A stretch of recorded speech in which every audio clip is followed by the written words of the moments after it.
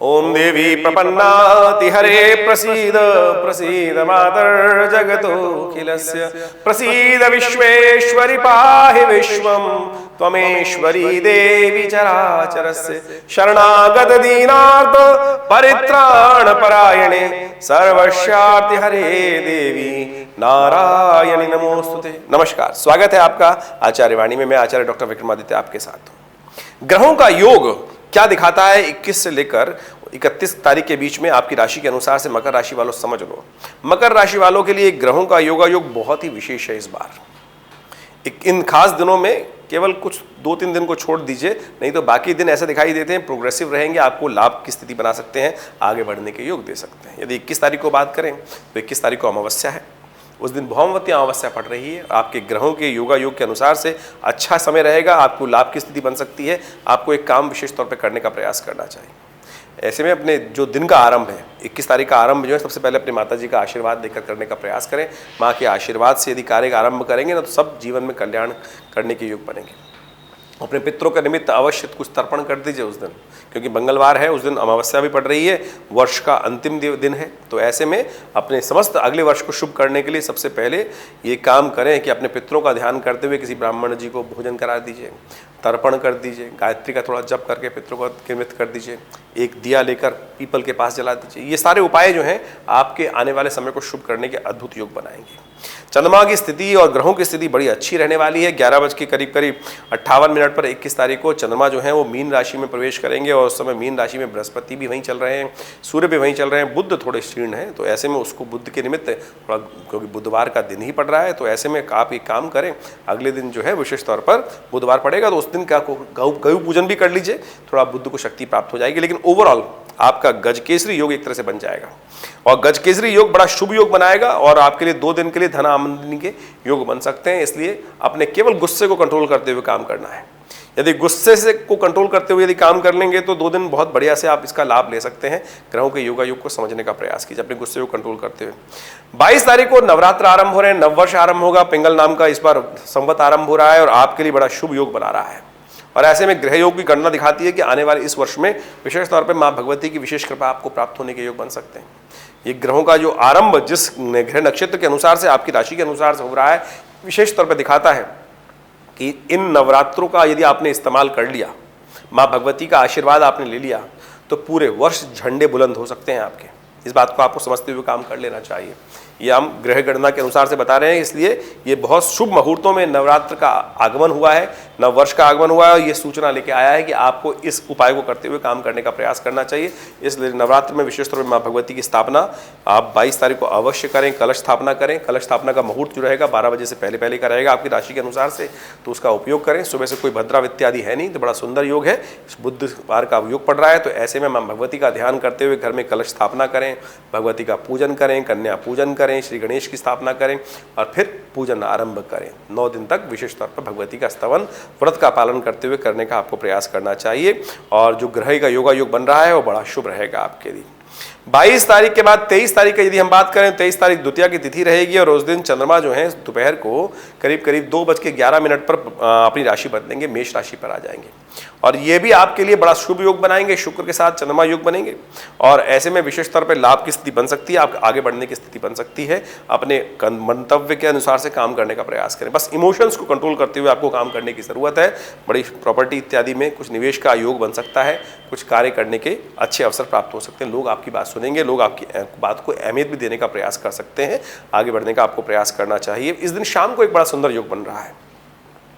देखिए 23 तारीख की शाम को द्वितीया की तिथि है, चंद्रमा का दर्शन होगा, और महीने में एक दिन ये योग बनता है। तो इस दिन विशेष तौर पर आपको काम करना चाहिए, भगवान चंद्रमा का दर्शन करें। शाम को दिल्ली की बात करें तो शाम को 6:26 के आसपास चंद्र दर्शन होगा। उस दिन चंद्र दर्शन करने के उपरांत थोड़ा दूध से, एक पात्र में दूध रखकर चंद्रमा को, भगवान को अर्घ दें, और फिर माता पिता का आशीर्वाद लें, गौ पूजन करें, तो आपके जीवन में आने वाले 25-26 दिनों में जो कष्ट वष्ट भी होंगे वो भी दूर होने के योग बन सकते हैं। ये अकाट्य प्रयोग है, इस तिथि का उपयोग आपको अवश्य करने का प्रयास करना चाहिए।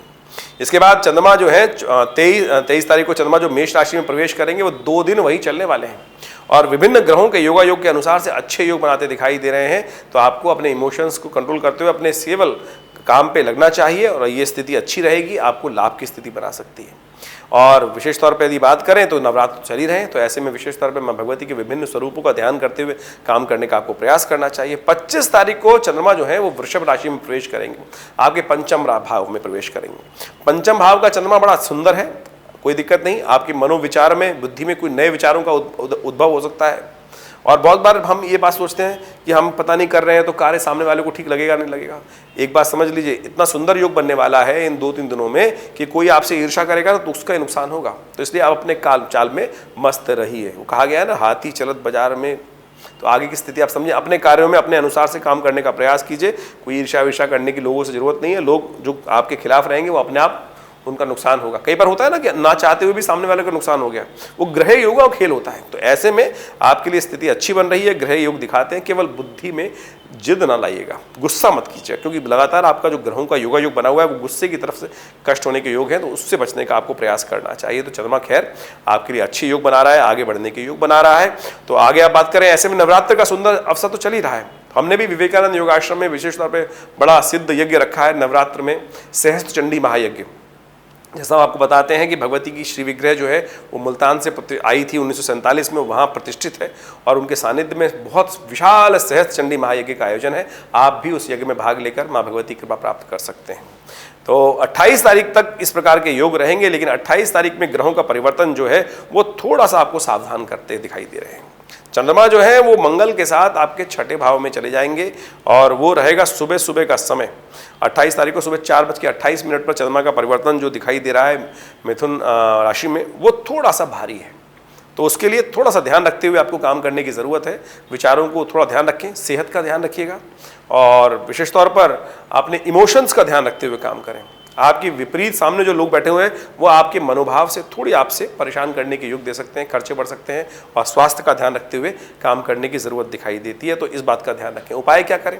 उपाय तो बहुत सुंदर चल रहा है। नवरात्र हैं, 28 तारीख को तो नवरात्र का महाअष्टमी का पर्व पड़ रहा है। महाअष्टमी के दिन कहा जाता है कि जो पंचमकारों की आहुति माँ भगवती के समक्ष सानिध्य में अर्पित करते हैं, काम, क्रोध, लोभ इत्यादि की जो भगवती को आहुति प्रदान करते हैं, उनके जीवन में कल्याण का योग बन जाता है। एक काम कर लीजिए, उस दिन विशेष तौर पर माँ भगवती दुर्गा के, माँ गौरी का स्तवन किया जाता है। जो विशेष तौर पर दिन है 28 तारीख की हम बात कर रहे हैं, तो 28 तारीख को अष्टमी का नहीं, सप्तमी का अवसर है। सप्तमी रहेगी उस दिन। विशेष तौर पर आप माँ भगवती के निमित्त अवश्य कुछ कर्म इत्यादि करने का प्रयास करें। 28 तारीख को महासप्तमी है, उस दिन भगवती कालरात्रि का पूजन विशेष तौर पर कर आप अपने कष्टों को दूर करने के योग बना सकते हैं।